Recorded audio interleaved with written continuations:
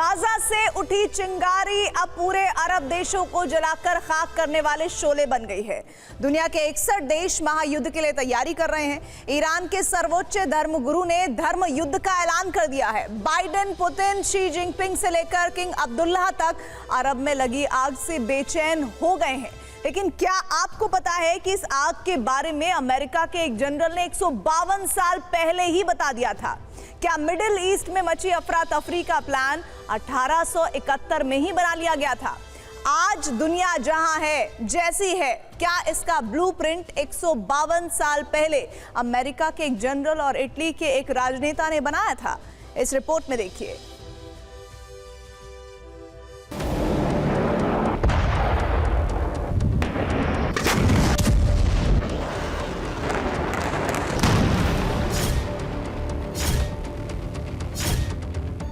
We stand with Israel.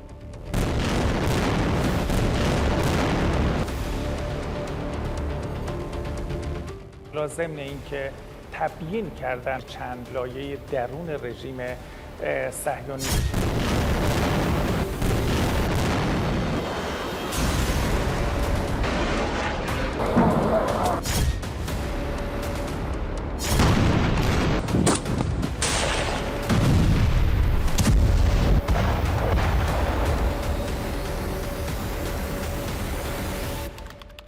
अगस्त 1871 अमेरिकी सेना के एक जनरल ने 1871 में एक गोपनीय पत्र लिखा।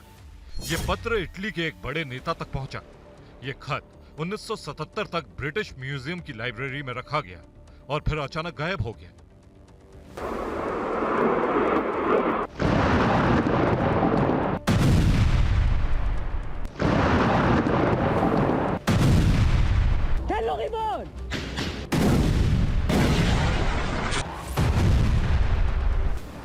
अब इजराइल पर हुए सदी के सबसे बड़े आतंकी हमले के बाद, गाजा पर बरसते इजराइल के कहर के बाद और तेजी से बदलते वर्ल्ड ऑर्डर की खबरों के बाद पूरी दुनिया 152 साल पुराने उस खत को दोबारा पढ़ना चाहती है।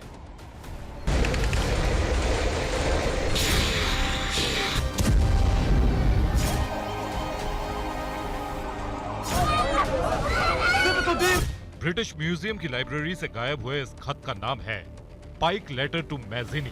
बारूदी धमाकों से मिडिल ईस्ट की धरती दहल रही है। बेकाबू जंग कभी भी गाजा, इजराइल और लेबनान से बाहर निकल सकती है।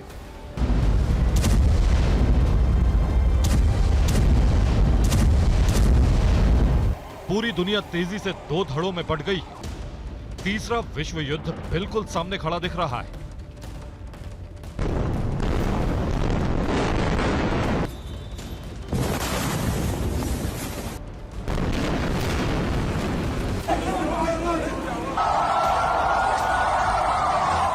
ऐसे में 1871 के एल्बर्ट पाइक के म्यूजियम माजिनी के नाम लिखा यह खत ढूंढा जा रहा है, क्योंकि 152 साल पुराने इस खत में वो सब लिखा है जिसके होने का डर है।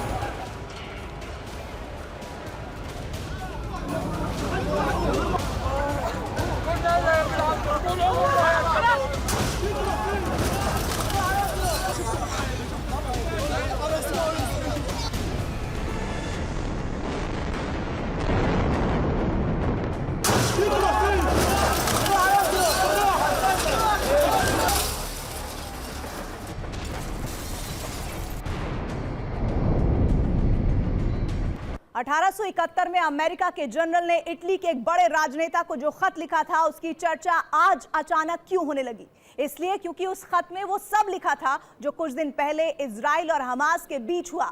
इस खत को खोजा इसलिए जा रहा है क्योंकि इसमें यह भी लिखा है कि आगे क्या होने वाला है।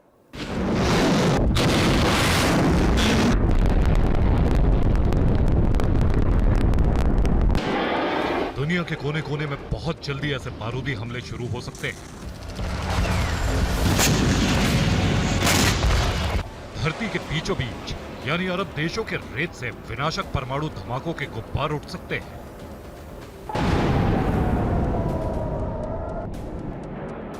कल ये कल्पना की बातें हो सकती थी, लेकिन बीते कुछ दिनों से दुनिया के हालात जिस तेजी से बदले हैं, ये भयानक अंदेशा कभी भी सच हो सकता है।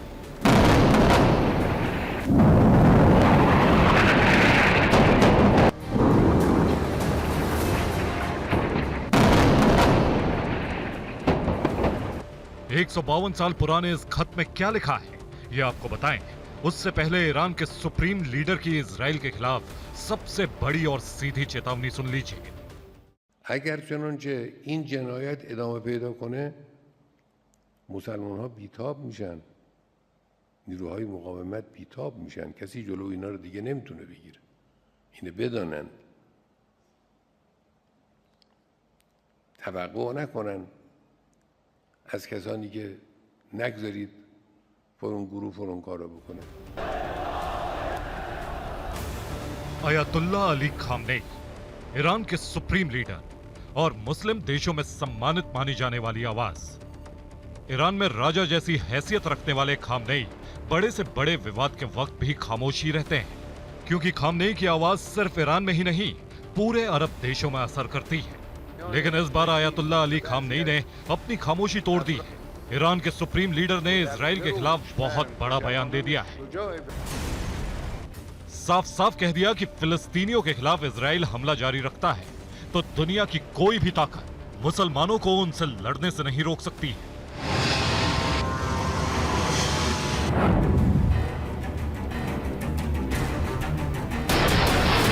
अब ध्यान से सुनिए, अयातुल्ला अली खामनेई ने इजराइल को जिस जंग की धमकी दी है, 15 अगस्त 1871 में लिखी चिट्ठी पाइक लेटर टू मैजनी में हूबहू वही बातें लिखी गई हैं।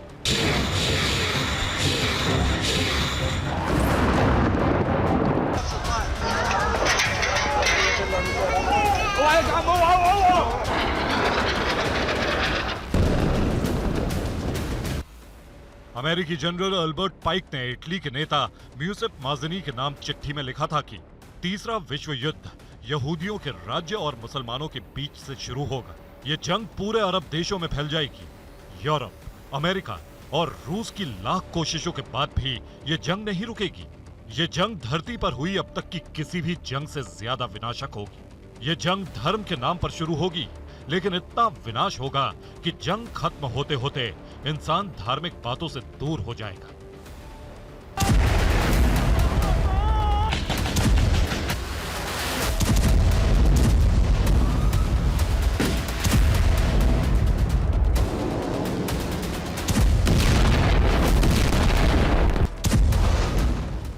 एक 152 साल पुरानी चिट्ठी में अल्बर्ट पाइक ने जो लिखा है वैसा ही होता दिख रहा है, क्योंकि सिर्फ ईरान के supreme leader Ayatollah Ali Khamenei ने ही नहीं बल्कि एक के बाद एक कई मुस्लिम देशों ने इजराइल पर हमले की चेतावनी दे दी है। ईरान के विदेश मंत्री ने तो युद्ध में कूदने का ऐलान तक कर दिया है। طبعاً آمریکایی‌ها همونطور که گفتم پیام‌هایی رو میدن، به ما هم پیام دادن. پیامشون به ایران شامل تأکید بر خویشتن‌داری و عدم گسترش جنگ بود. ما به آمریکایی‌ها پاسخ میدهیم که ما به دنبال گسترش جنگ نیستیم.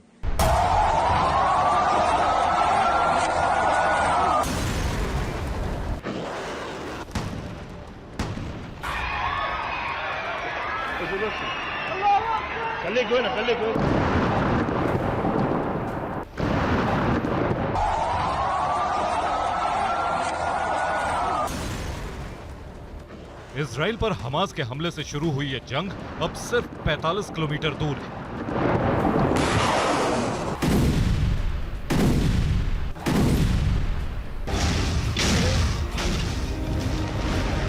सिर्फ 6 से 10 किलोमीटर चौड़ी और कुल 365 वर्ग किलोमीटर के दायरे वाली गाजा पट्टी तक ही सीमित नहीं है।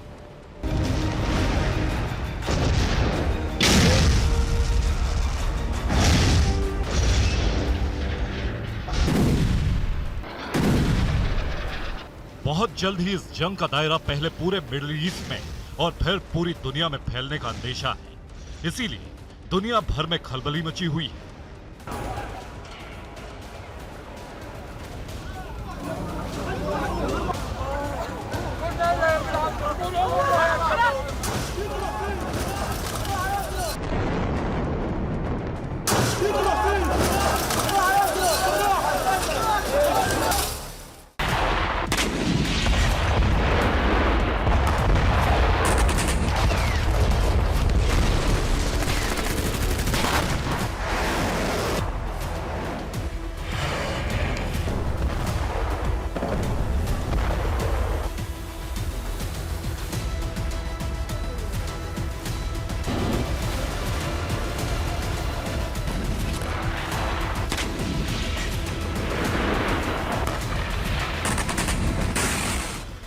दुनिया की 3 सुपर पावर पहली बार खुलकर आमने सामने आ गई हैं।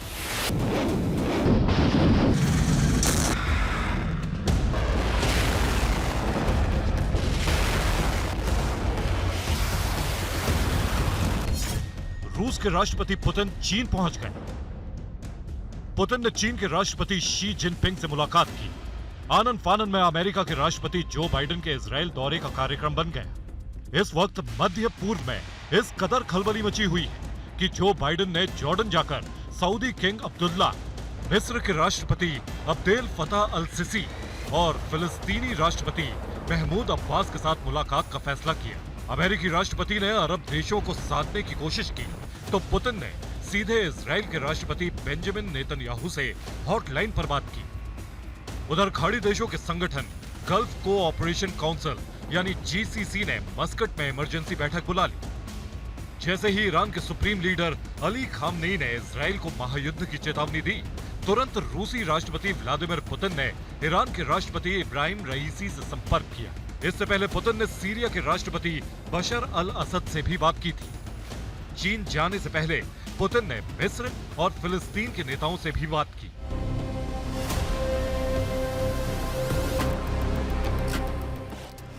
इधर पुतिन आने वाली जंग के लिए अरब देशों से गठजोड़ कर रहे हैं, तो दूसरी तरफ अमेरिकी विदेश मंत्री एंटनी ब्लिंकन एक के बाद एक अरब देशों की यात्रा कर रहे हैं। मध्य पूर्व के कई देशों में तो ब्लिंकन पिछले कुछ दिनों में 2-2 बार यात्रा कर चुके हैं। कभी किसी की परवाह ना करने वाले अमेरिका के विदेश मंत्री एंटनी ब्लिंकन को तो सऊदी के क्राउन प्रिंस ने कई घंटे इंतजार करा दिया। President Biden will again make clear, as he's done unequivocally since Hamas's slaughter of more than 1,400 people, including at least 30 Americans, that Israel has the right and indeed the duty to defend its people from Hamas and other terrorists and to prevent future attacks. The President will hear from Israel what it needs to defend its people as we continue to work with Congress to meet those needs. Second, President Biden will underscore our crystal clear message to any actor, state or non-state, trying to take advantage of this crisis to attack Israel. Don't. To that end, he's deployed 2 aircraft carrier groups and other military assets to the region. America ने Israel को खुलेआम समर्थन किया है, इसलिए दुनिया के कई मुस्लिम देश अमेरिका से नाराज दिख रहे हैं। बावजूद इसके अमेरिका अरब देशों में अपनी टीम तैयार करने में कसर नहीं छोड़ रहा। उधर रूस भी अमेरिका विरोधियों की टीम बढ़ा रहा है। रूस के विदेश मंत्री सर्गेई लावरोव उत्तर कोरिया पहुंचकर किम जोंग उन का साथ मजबूत कर रहे हैं।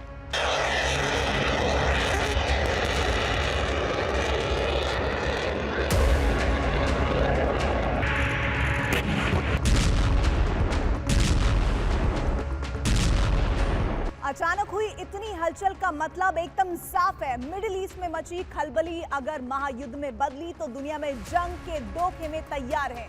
इस जंग में अमेरिका और रूस की एंट्री होगी और गाजा पट्टी से निकली चिंगारी विश्व युद्ध का आटमी बारूद बन जाएंगी।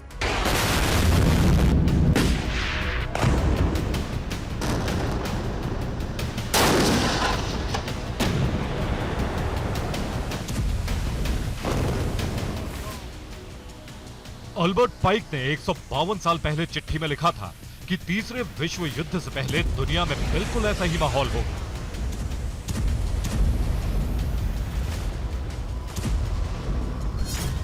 अल्बर्ट पाइक अमेरिकी लेखक, कवि और स्टेट्स आर्मी के जनरल थे। अल्बर्ट पाइक ने 1848 में मैक्सिकन अमेरिकी युद्ध में हिस्सा लिया था। अल्बर्ट पाइक अमेरिका की सुप्रीम कोर्ट के जज भी रहे। अल्बर्ट पाइक ने 15 अगस्त 1871 को इटली के राजनेता ग्यूसेप माज़िनी को एक खत लिखा। ये खत पहले और दूसरे विश्व युद्ध से भी पहले लिखा गया था। इस खत में अल्बर्ट पाइक ने पहले और दूसरे विश्व युद्ध का जिक्र किया। अल्बर्ट पाइक ने लिखा कि पहले विश्व युद्ध में रूस से जार की सत्ता उखाड़ फेंकी जाएगी।